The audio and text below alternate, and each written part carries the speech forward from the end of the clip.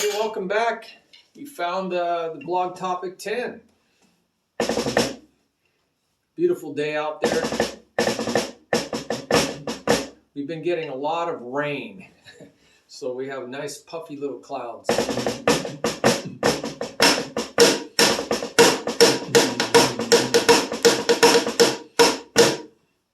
And we are just having a great time here with these topics on Rhema, word, directly spoken word. This is Mike Burris, if you haven't seen my videos before.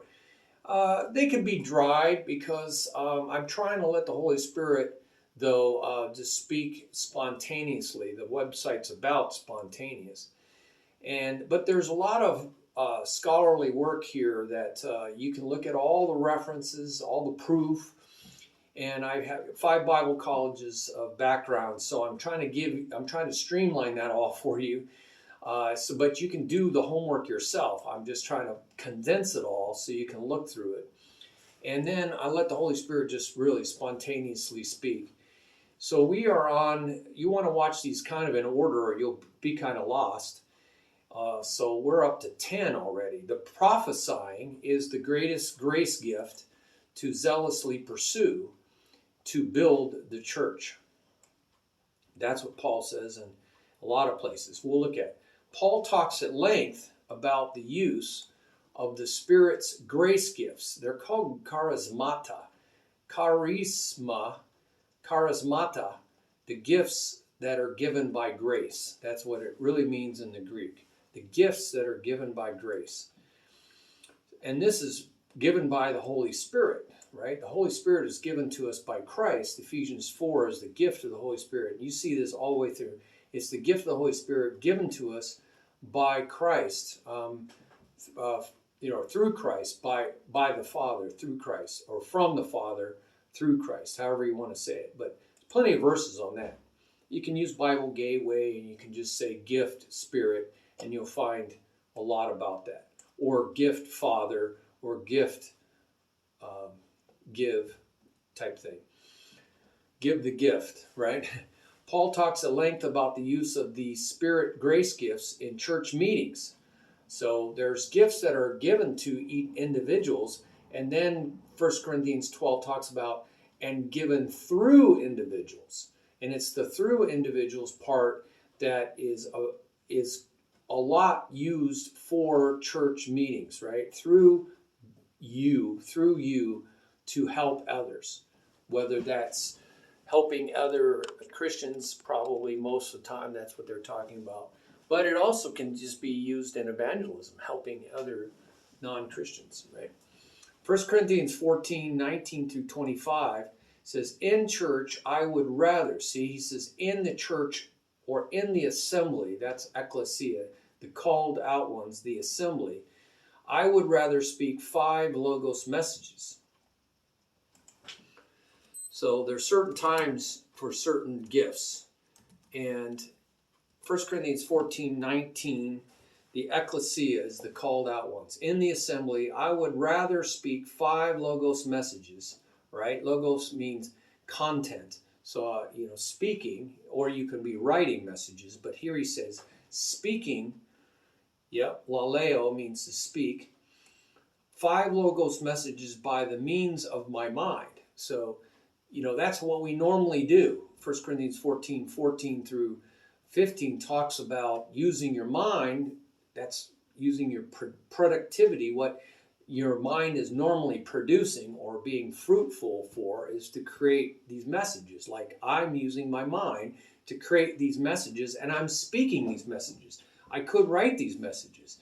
So we see a lot difference between Rhema and Logos, but there is some overlap as we saw in previous videos, right? So I would rather speak 5 Logos messages by the messages of my mind, right? By the means of my mind, that's using our productive, fruitful mind in order to instruct others, rather than 10,000 Logos messages, all right? So you can speak Logos messages in a supernatural tongue. Right? So go look at the tongues page, and there's a lot about this. And he just talked about this in 1 Corinthians 14 and 15. he says, I will use both. I will speak in tongues, and I will use my mind. So one's unfruitful. When I'm speaking in tongues, my mind is not active. It's not fruitful. It's not productive. Because the Spirit that belongs to me, or, right, that belongs to a Christian, right? The Spirit is the one praying. Whereas in the other case, my mind is praying. The mind that belongs to me is praying. He says, I will do both. See, personally, he's going to do both. He's going to do both. And he says, I want you to all speak in tongues. So he wants them to do both too. But he says, in church. Now that's the key phrase, in church. But in church. So he's going to break his argument about personal use of tongues, right? And he's going to go, but in church. So he's changing tracks, right? Paul does that. He's talking about one thing and then he changes the railroad tracks. He switches to a different railroad track. But instead, in church, right? And so that's in the assembly, I would rather. So Paul's saying there is a time and place for everything. But in the church, I would rather speak 5 Logos messages by the means of my mind in order to instruct others, rather than 10,000. Yeah, rather than. It's a conjunction that means it's a conjunction that says rather than, right? So remember, the Bible was not written in English. You better use Bible Hub or the other tools I talk about in Bible Info. Pink Floyd, one of the best concerts I've ever seen when it came to special effects. That music's pretty good too, but special effects, wow.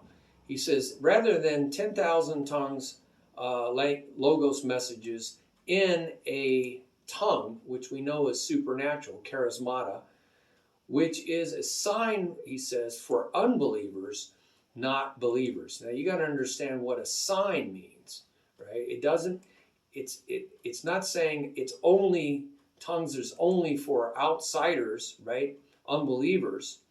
It's right. It's not saying it's just for unbelievers, because he says, I'm going to do it, and he's a believer, and he's telling all the church people to do it, and they're believers. So you got to understand what a sign means. Sign. So you can look up in the Greek what a sign is. And he says that further down in 1 Corinthians 14. He says, now I'm going to find this. It's further down. I'm doing this verse by verse. It's the word semeion, all right? Semeion is something that occurs, typically miraculous, given especially to confirm, corroborate, or authenticate. Got that? It's something done. It's something given, in this case, miraculous. It's a miracle. It's an indication. So we should probably let you know. So I'm going to just add a confirming, right? Indicating. It's indicating, but it's really confirming or authenticating.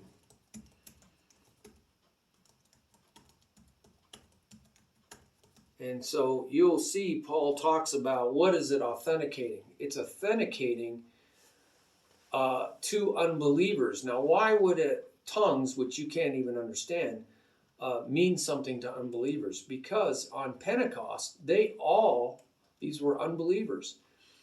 And they all understood what the apostles were saying in their own language. And so it was a very confirming, authenticating sign for unbelievers.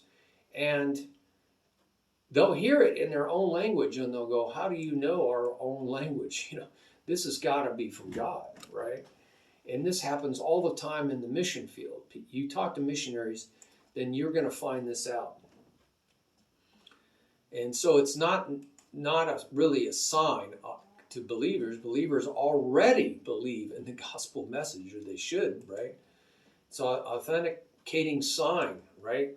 And we so know from context it's of the gospel message. And so that's why. And you'll see this in Paul's language, context. So that's what it is. But he said he'd rather do this in church. Well, church is an assembly of believers. Mostly, that's what it was originally. Every once in a while they would get what was called the uninformed, or actually the idiotes, the ignorant, the outsiders. There's another word for outsiders. The outsider of the church, right? The outsider, the non-believers. While prophecy is a sign for believers, not unbelievers. If, therefore, the whole church comes together and all speak in tongues, you see what he's saying? They all speak in tongues, and outsiders or unbelievers enter, right? Will they not say that you are out of your minds? Will they not say you are out of your minds? So let's see what they use for this word outsiders. Yeah. Idiotes are the uninstructed ones, or unbelievers. So we know what unbelievers are, but the outsiders are the idiots. Well, that's what he calls them, idiotes, where we get the word idiot, idiots, right? They're the ones that are outside the church. No, that's not true. Not true. They're actually outside the understanding, right? They're outsiders, they're believers, ignorant. That's what idiotes means, ignorant, uninformed of spiritual gifts. And he uses this term frequently in 1 Corinthians 12. So that's what they were, outsiders, believers, ignorant and informed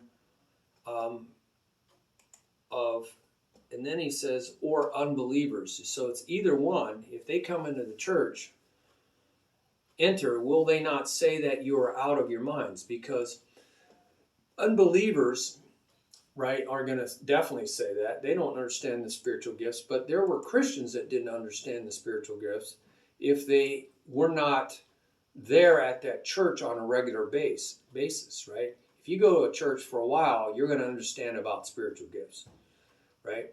At least charismatic church. These were charismatic churches.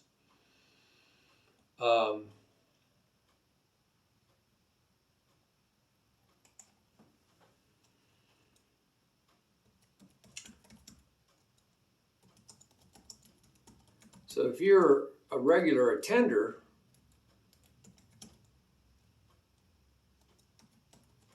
of the church, then you're going to understand.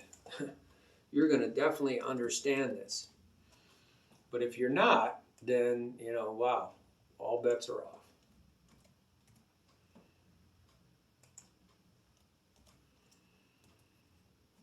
All right, so I just put a note there for you so you can see that's how Paul uses idiotes. And you can see that at Bible Hub. I'm not doing anything. You can just click on it and you can see that's what it means. But if all prophesy, all right, I'm just leaving some words out here that don't have anything to do with anything. The outsider or unbeliever person will be convicted by all, called to account by all, the secrets of his heart being disclosed, and he will worship God and declare that God is really among you. So is he talking about both groups? If, however, all prophecy should come in an unbeliever or instructed, right? Uninstructed, there it is. He is all right. So either one, if you're not a charismatic and right, you're a Baptist and you come into a charismatic church, you've never been taught like 1 Corinthians 12, you're still ignorant of the prophetic gifts. Paul said, I don't want you to be ignorant. I don't want you to be one of these idiotic people. He says, I want you to be informed. But if you do come in and you hear God speaking through prophecy, that means in your own language in church, and this will really convict you called to account by all, because everybody is taking turns prophesying. You can find out that later on in 1 Corinthians 14. They took turns prophesying. The secrets of his heart being disclosed, because that's what prophecy often does, word of knowledge, word of wisdom. And he will worship God and declare that God is really among you. All right? Doesn't it sound like Paul hoped they would all prophesy in church? It sure does. And that this would have a profound effect even on outsiders or unbelievers. Right?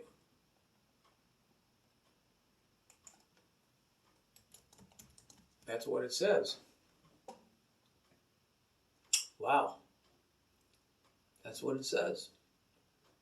That prophecy isn't, right, even on outsiders, unbelievers, that prophecy isn't even a sign for. What was prophecy a sign for? It was a sign, he says, for believers. But look at the effect that it has even on unbelievers. So it's really a powerful thing. And that's what Paul says. It's a shotgun. It has a shotgun benefit here. And this word sign is the same thing. It's a confirming and authenticating sign to the believers. Look at God is among you. God is, it's authenticating and confirming.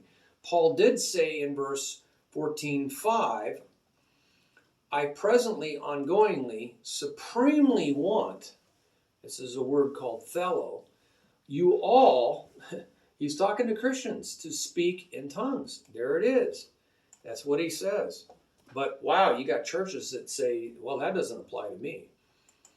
But more so, all, it can be substituted in there. He doesn't have to do that. To prophesy so that the church may be built up. Again, the assembly is the church. And so that's the reason why he wants prophecy.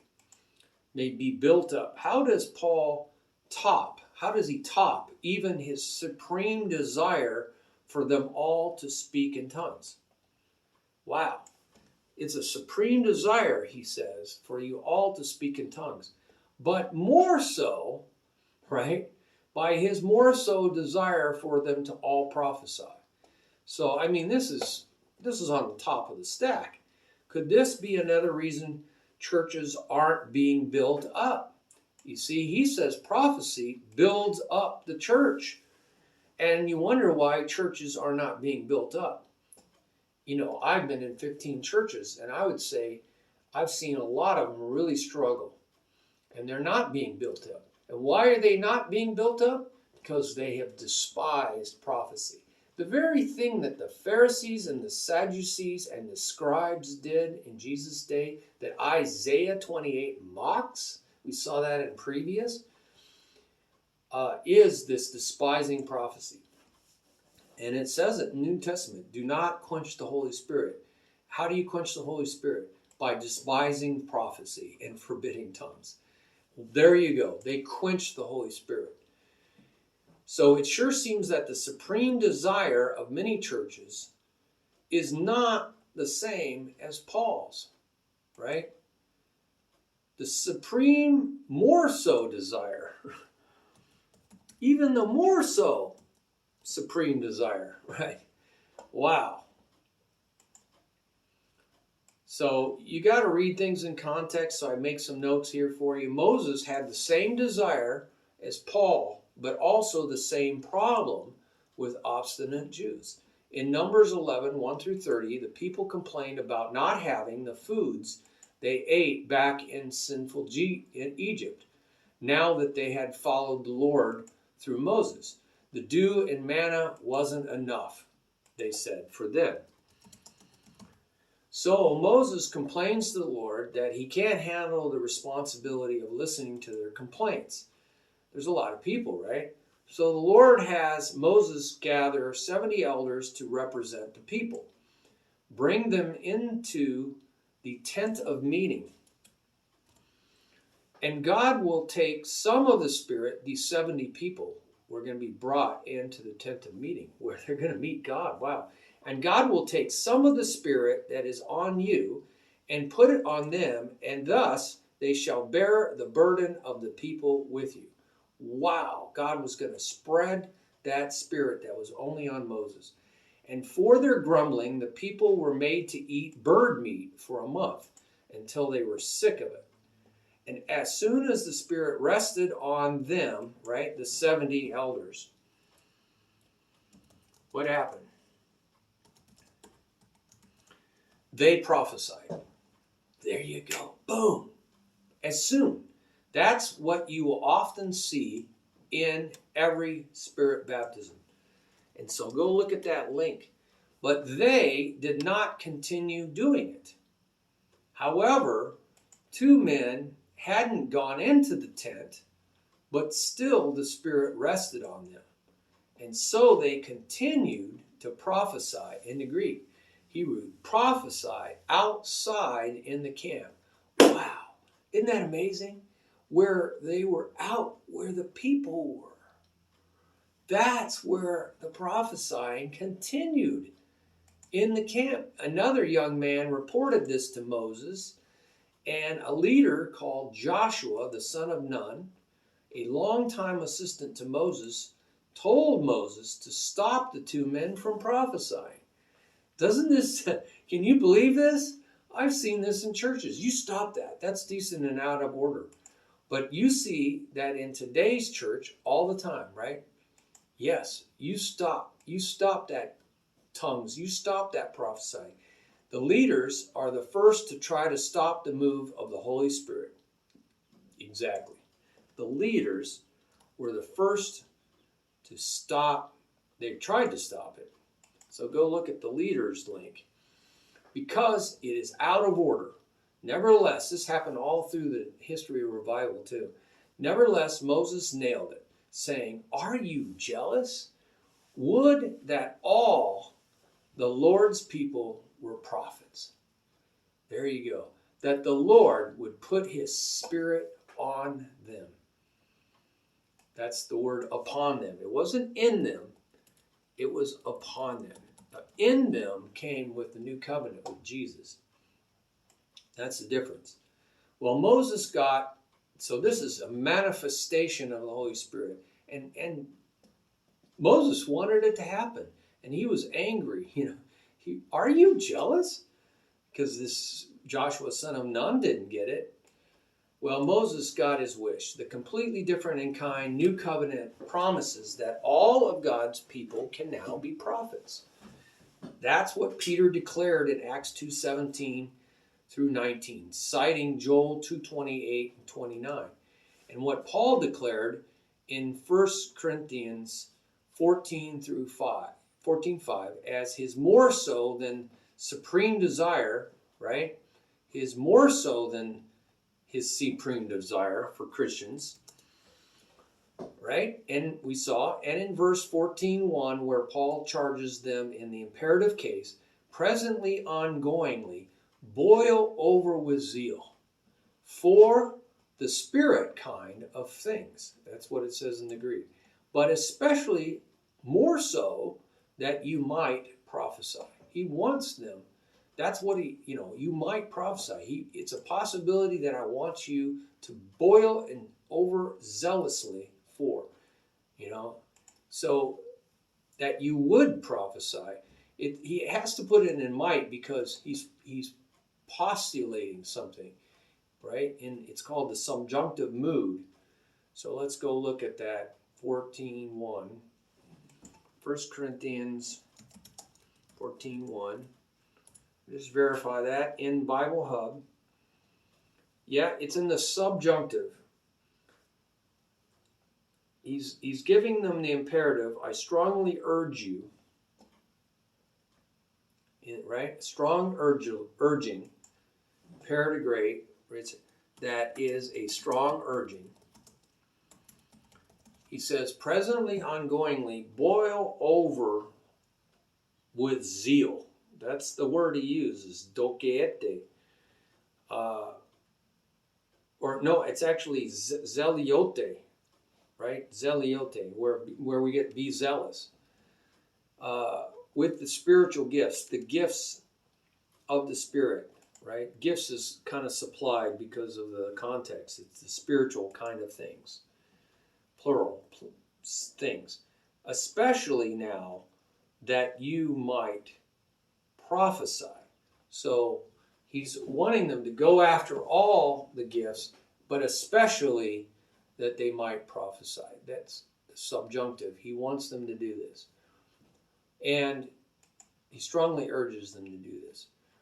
Paul even tells them to all prophesy one by one, so all may learn and be encouraged. And that's in verse 31. 14:31. Let's go look at that.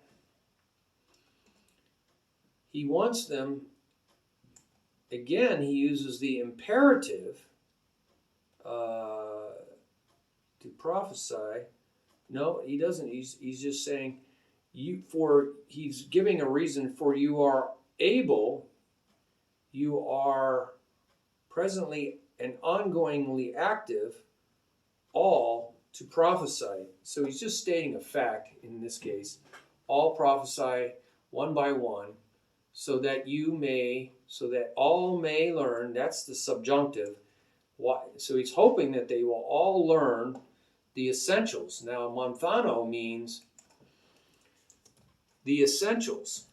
That's what it's when monthanos. The essentials, and coupled to this, so it's not a separate idea, all may be encouraged. He repeats the word all, right?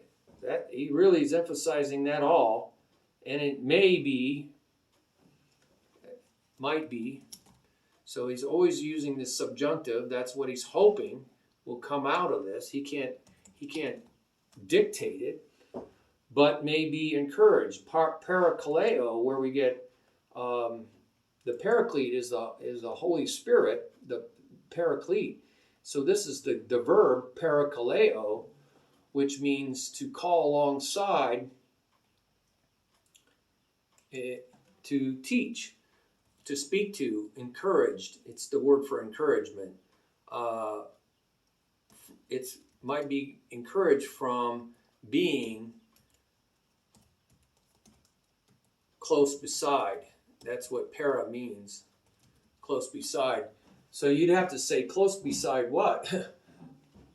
Right? You're all encouraged from being close beside what? And I would say the Holy Spirit, who is the parakaleo, the parakletos. So you see how they use the same words for the Holy Spirit as the verb here for encouragement. So this is parakaleo. I think it's beautiful how Paul uses these words very carefully. You know, he's a lawyer that uses words very carefully.